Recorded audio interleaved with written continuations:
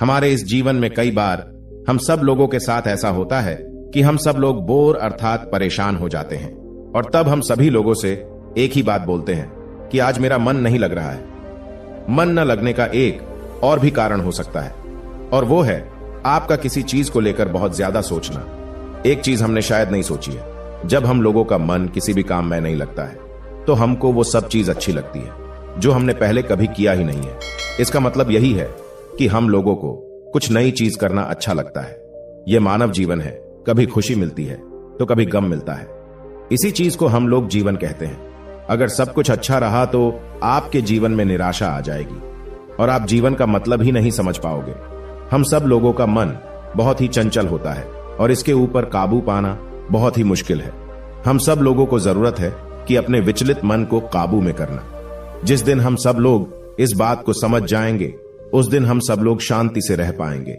जीवन में हमेशा कुछ न कुछ नई चीज को करने की कोशिश करना चाहिए, तभी आपका मन हमेशा लगा रहता है।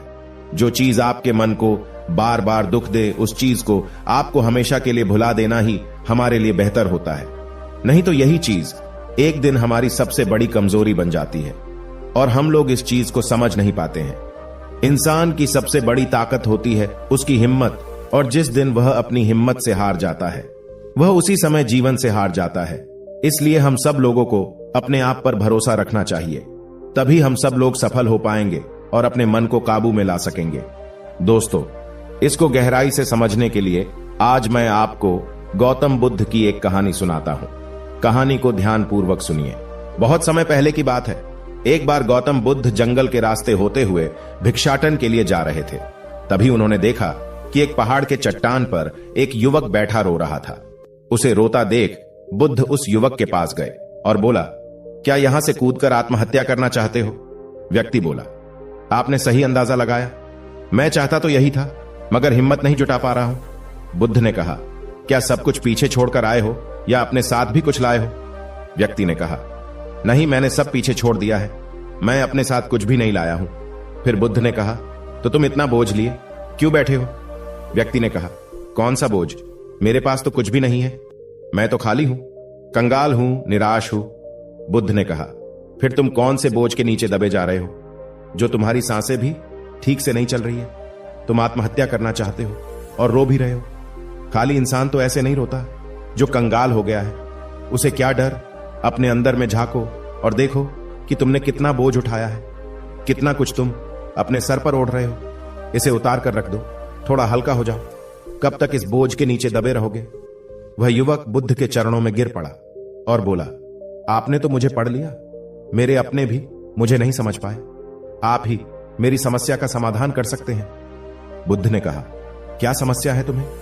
युवक ने कहा, मेरी घर पर मेरे साथ चलिए। गौतम बुद्ध ने कहा, परंतु समस्या तुम्हारे घर पर नहीं है, समस्या तुम्हारे अंदर है। जब तक तुम अपने अंदर में समस्या का समाधान नहीं करोगे तुम्हें हर जगह समस्याएं ही नजर आएगी। और अगर यहां इस चट्टान पर समस्या नहीं है तो फिर तुम यहां आत्महत्या करने की क्यों सोच रहे हो?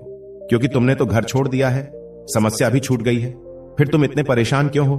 व्यक्ति बोला, आप सही कहते हैं, मैं आपकी बात समझ रहा हूं, कमी मुझ में ही है, इसलिए तो मैं आत्महत्या करना चाहता था।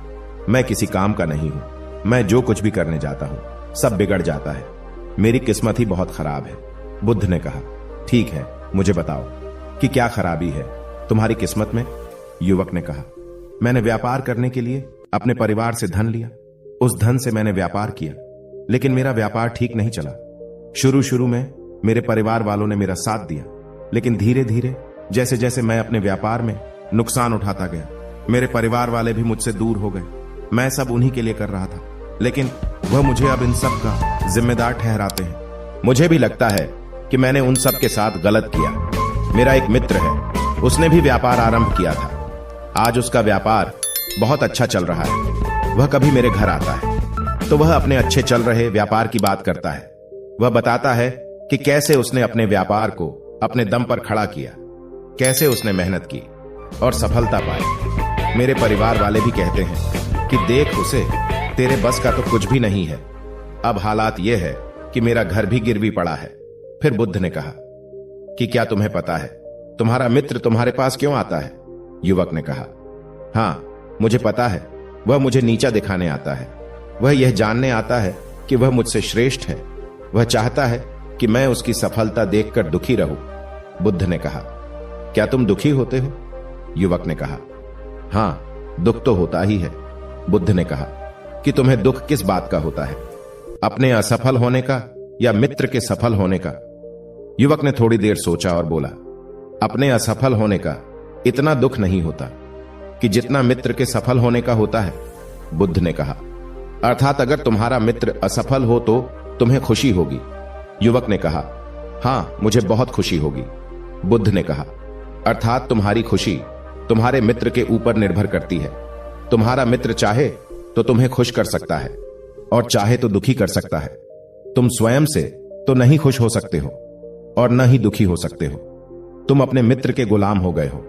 तुम्हारी समस्या का कोई समाधान नहीं है, क्योंकि तुम्हारी खुशियां और तुम्हारे दुख दूसरों के व्यवहार से आते हैं। तुम्हारे स्वयं के कर्म से तो कुछ नहीं आ रहा है। युवक बोला, ऐसा ना कहे, मुझे आपसे बहुत आशा है। बुद्ध ने कहा, जब हम दूसरों से आशा बांध लेते हैं तब हम दूसरों पर निर्भर हो जाते हैं। अगर मैं तुम्हें कोई रास्ता ना दूं तो तुम दुखी रह जाओगे, और अगर कोई रास्ता दूं तो शायद तुम्हें कुछ मिल जाए। लेकिन अगर आशा तुम अपने से बांधोगे तो तुम्हें सफलता अवश्य मिलेगी। तुम्हारा मित्र आज तुम्हें दुखी करने आता है, लेकिन बातें वह सच्ची ही बताता है। वह अपने संघर्ष और अपने अनुभव की बातें बताता है। उसके अनुभव और अपनी बुद्धि का उपयोग करो, उसके संघर्ष का उपयोग करो। दुखी होने की जगह खुशी मनाओ कि तुम्हें घर बैठे कुछ अनुभव मिल रहे हैं। संघर्ष करो, हार मत मानो, कर्म करते जाओ। बुरे से बुरा वक्त या अच्छे से अच्छा वक्त दोनों ही गुजर जाते हैं, लेकिन इन दोनों वक्त को देखने के लिए जीवित रहना जरूरी है। और जब तुम्हारा अच्छा वक्त शुरू होगा तब तुम्हारा मित्र तुम्हें अपनी सफलताओं की कहानी नहीं बताएगा, वो अपनी असफलताओं की कहानी बताएगा, ताकि तुम गलत निर्णय ले सको। तब भी अपनी ही बुद्धि का प्रयोग करना है। उस समय भी वह तुम्हें दुखी करने आएगा, क्योंकि उसे भी उतना ही मजा आता है तुम्हें दुखी देखने में कि जितना कि तुम्हें आता है उसे दुखी देखने में। युवक ने कहा, आप सही कहते हैं। मेरे जीवन को मैं नहीं चला रहा हूं, दूसरे ही इसमें सुख और दुख भर रहे हैं। लेकिन क्या अपनों के लिए कुछ करना गलत है? मैं अपने परिवार के लिए अच्छा करना चाहता था, लेकिन वह परिवार ही अब मेरे साथ नहीं है। बुद्ध ने कहा, तुम भलाई चाहते हो। वास्तव में इस दुनिया में सभी लोग भलाई होना ही चाहते हैं। वे चाहते हैं कि हम कुछ करें तो लोग उसकी प्रशंसा करें। प्रशंसा ना होने पर हम दुखी हो जाते हैं। हमें लगता है कि सब मतलबी है। लेकिन अगर तुम किसी को अपना परिवार मानते हो और उसके लिए कुछ करना भी चाहते हो तो तुम्हें ऐसा क्यों लगता है कि तुम दूसरों के लिए कर रहे हो? तुम अपने लिए ही कर रहे हो।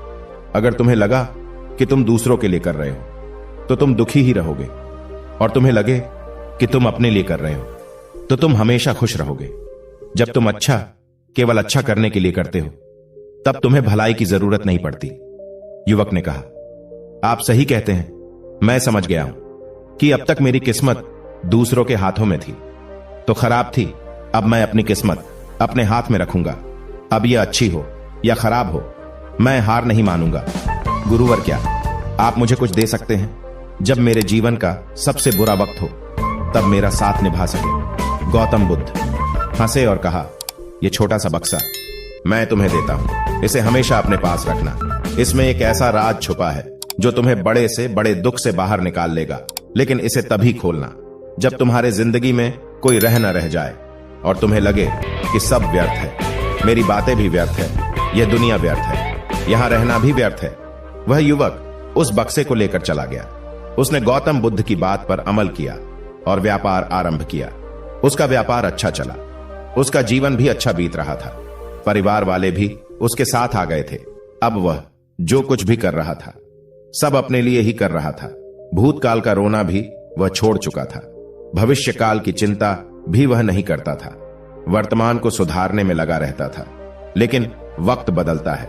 अच्छा समय हमेशा नहीं रहता, बुरा समय हमेशा नहीं रहता। उसका अच्छा समय भी समाप्त हो गया। उसके राज्य पर किसी राजा ने आक्रमण कर दिया। उसका घर तबाह हो गया, व्यापार तबाह हो गया। उसे अपने परिवार के साथ वहां से भागना पड़ा। उसके पास खाने के लिए पैसे भी नहीं थे। भूख से उसके माता पिता की मृत्यु हो गई। वह अपने पत्नी और एक छोटे भाई और 2 बच्चों को लेकर इधर उधर भटक रहा था। उसके बच्चे बीमार थे, उसे पैसा चाहिए था, लेकिन उसके पास कुछ भी नहीं था। तब उसे लगा कि सब व्यर्थ है, उसका जीवन व्यर्थ है, इस पृथ्वी पर सब कुछ व्यर्थ है। सब वो बातें जो गौतम बुद्ध ने कही थी, सब व्यर्थ है, किसी भी बात का कोई मतलब नहीं है। अंततः जीवन समाप्त ही होता है, तो फिर जीवित रहकर क्या फायदा। जब वह यह सब सोच रहा था, तब उसकी नजर उस छोटे बक्से पर पड़ी जो उसे गौतम बुद्ध ने दिया था। उसने उसे खोला, उसमें एक पर्ची थी जिस पर कुछ लिखा था। उसने उसे पढ़ा और जोर से हंसने लगा। उस पर्ची पर लिखा था कि यह वक्त भी गुजर जाएगा। उस बक्से में एक सोने का सिक्का था जिससे उसने अपनी नई जिंदगी की शुरुआत की और बहुत कम समय में सफलता हासिल कर ली। दोस्तों, हो सकता है आपके पास वह सोने का सिक्का ना हो, लेकिन हिम्मत तो जरूर है। हमें बुरे से बुरे समय में हिम्मत नहीं खोनी चाहिए, बल्कि डटकर सामना करना चाहिए। कुछ ना कुछ